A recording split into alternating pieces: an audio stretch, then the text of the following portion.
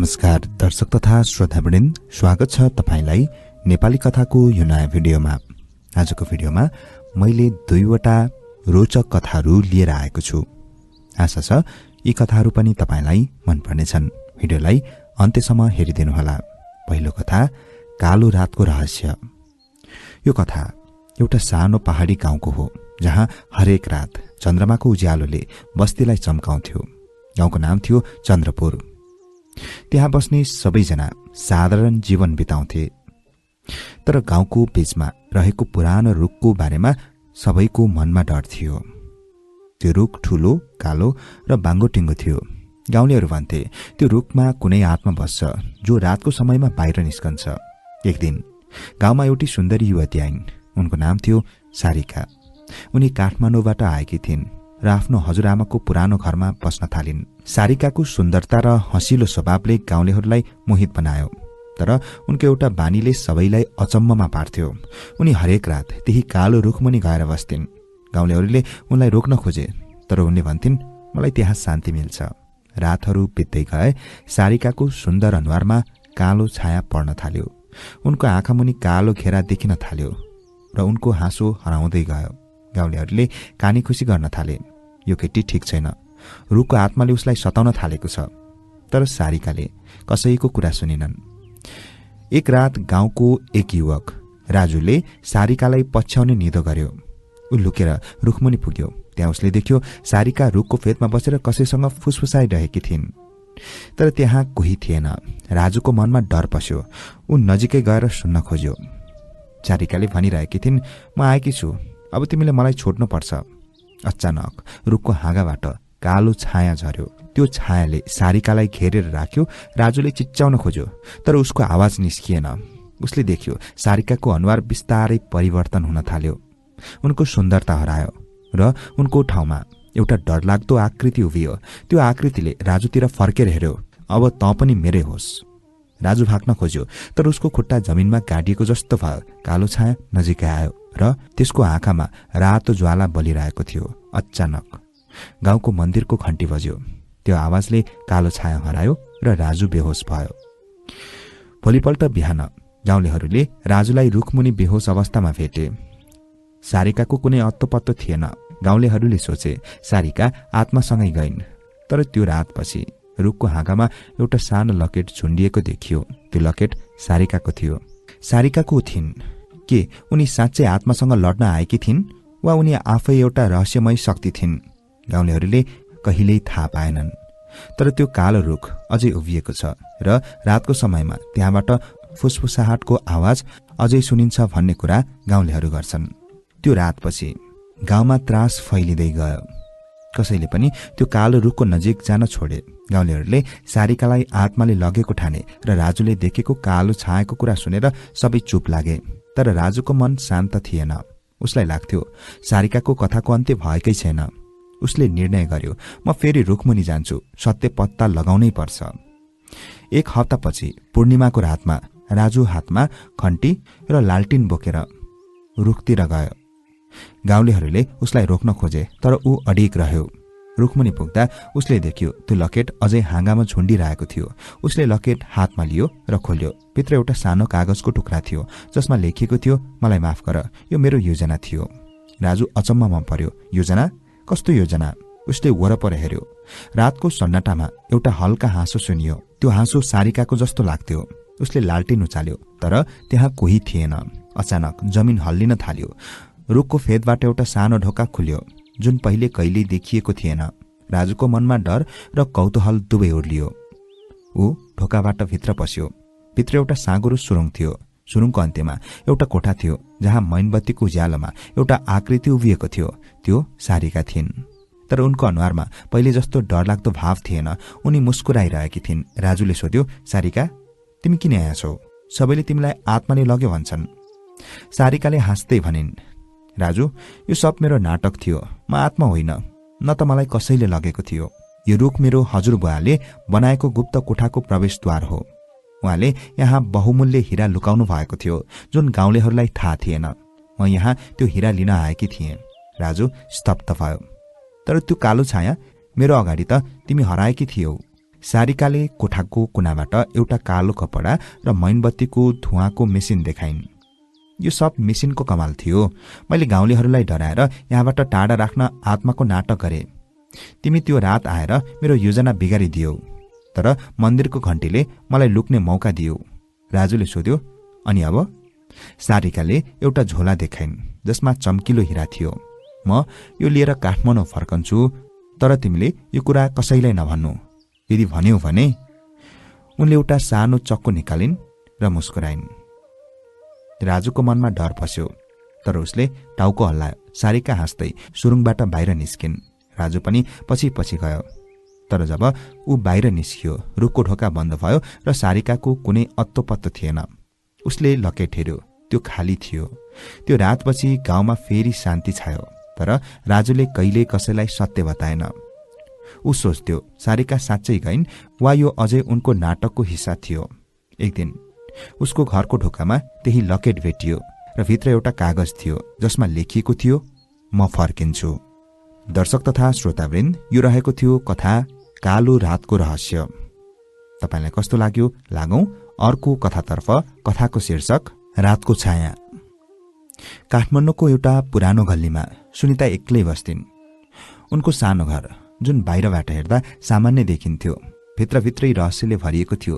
रातको समयमा घर वरिपरि अनौठा आवाजहरू सुनिन्थे। कहिले ढोकामा ठकठकाउँदै गरेको जस्तो, कहिले भुइँमा कसैले पाइला चाल्दै गरेको जस्तो। सुनिताले सुरुमा यी कुरालाई व्यवस्था गरिन्, तर पछिल्लो हप्तादेखि यी आवाजहरू झन तीव्र हुँदै गएका थिए। एउटा चिसो रात, जब बिजुलीको तार हावाले हल्लिरहेको थियो र झ्यालबाट चन्द्रमाको मधुरो उज्यालो भित्र आएको थियो, सुनिताले आफ्नो ओछ्यानमा बसेर किताब पढ्न थालेकी थिइन्। रातको ठ्याक्कै 12 बजे उनले ढोकामा हल्का आवाज सुनिन्। उनको मनमा डर पलायो, तर उनले सोचिन् यो हावा होला। तर आवाज दोहोरिएर आयो, यो पटक अलि जोडले। उनले किताब बन्द गरिन् र ढोका नजिकै गइन्। को हो?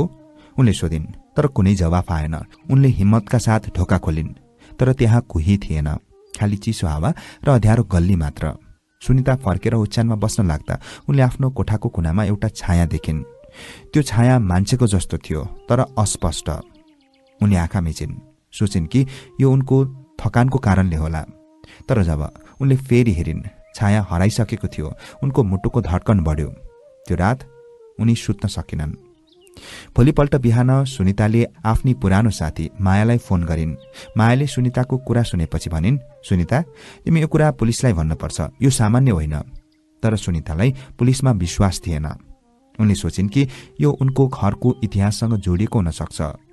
उनको घर धेरै पुरानो थियो र गाउँलेहरूले कहिलेकाहीँ त्यहाँको बारेमा अजीब कुराहरू सुनाउँथे। कसैले भन्थे त्यो घरमा पहिला एउटा परिवार बस्थ्यो, तर एक रात तिनीहरू सबै बेपत्ता भए।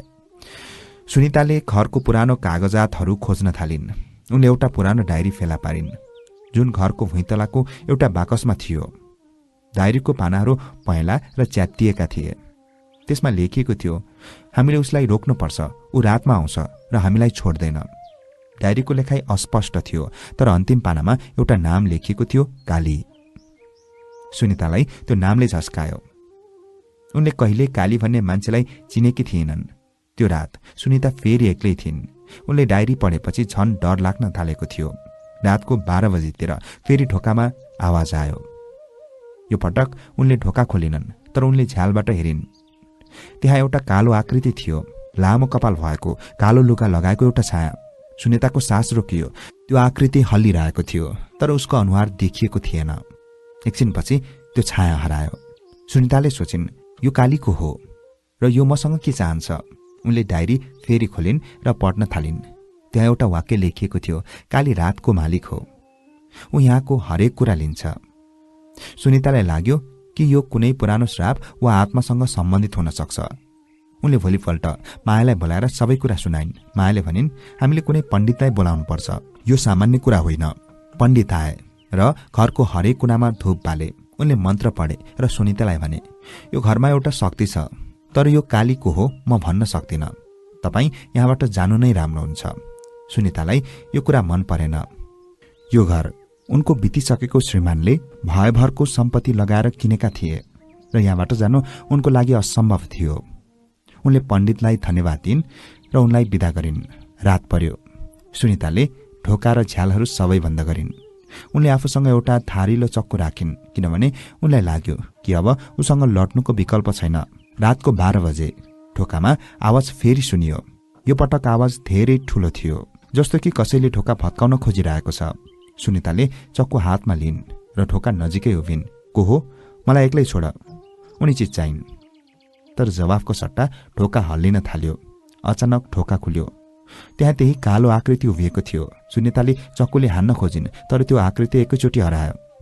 उनको कोठामा चिसो हावा चल्यो र उनले आफ्नो पछाडि कसैले सास फेरेको महसुस गरिन्। उनले फर्केर हेरिन्, त्यहाँ कोही थिएन। तर उनको ओछ्यानमा डायरी खुल्ला थियो र त्यसमा एउटा नयाँ वाक्य लेखिएको थियो, तिमी मेरो हौ र म तिम्रो।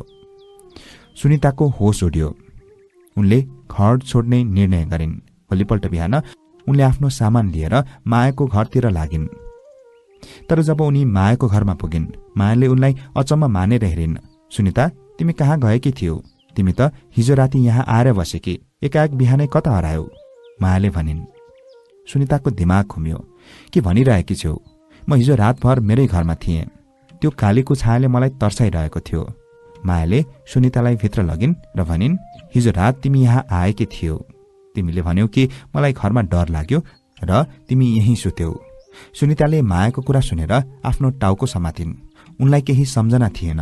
मायाले उनलाई फोनमा एउटा फोटो देखाइन्, हिजो रातको फोटो, जहाँ सुनिता मायासँग बसेर हाँसिरहेकी थिइन्। सुनिताको आँखा ठूलो भयो। यो कसरी सम्भव छ? उनले सोधिन्। त्यही बेला मायाको ढोकामा ढकढक आवाज आयो। दुवैले एक अर्कालाई हेरे। मायाले ढोका खोलिन्, तर त्यहाँ कोही थिएन। सुनिताले आफ्नो झोला खोलिन्। त्यहाँ डायरी थियो, जुन उनले घरमा छोडेको सोचेकी थिइन्। डायरीको अन्तिम पानामा लेखिएको थियो, म काली होइन, तिमी नै काली हौ। सुनिताको दिमागमा सबै कुरा स्पष्ट भयो। उनले आफूलाई सम्झिन्, रातमा घरको वरिपरि हिँड्दै ढोकामा ठोक्दै, छायाको रूपमा आफैलाई देख्दै।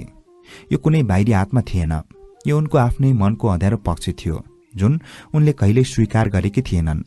उनको विगतमा भएको एउटा दुर्घटना, जसमा उनले आफ्नो परिवारलाई गुमाएकी थिइन्, आफ्ना प्रिय पतिलाई गुमाएकी थिइन्। यो घटना उनको दिमागमा लुकेर बसेको थियो। काली उनको अपराध बोध र डरको प्रतीक थियो। मायाले सुनितालाई समात्न खोजिन्, तर सुनिताले आफूलाई छोडाइन् र हाँस्न थालिन्। म काली हुँ, म काली हुँ, उनले भनिन्। र त्यही क्षण उनको आँखा कालो भयो। माया डरले चिच्चाइन्, तर सुनिता त्यहाँबाट हराइन्। त्यसपछि मायाले कहिल्यै सुनितालाई देखिनन्। तर हरेक रात उनको ढोकामा ठक्करको आवाज आउँथ्यो र जब उनले झ्यालबाट बाहिर हेर्थिन्, त्यहाँ एउटा छाया उभिएको हुन्थ्यो, सुनिताको छाया। दर्शक तथा श्रोतावृन्द, यो कथाको अप्रत्याशित अन्तले पाठकलाई सोच्न बाध्य बनाउँछ कि वास्तविक डर बाहिरको भूतप्रेतमा होइन, हाम्रो आफ्नै मनको गहिराइमा लुकेको हुन सक्छ। सुनिताको कथा हाम्रो आफ्नै छायासँगको लडाईँको प्रतीक हो। दर्शक तथा श्रोतावृन्द, आजको लागि 2वटा कथाहरू सकिएका छन्। तपाईलाई आजका कथाहरू के कस्ता लागे कृपया कमेन्टमा उल्लेख गर्नुहोला।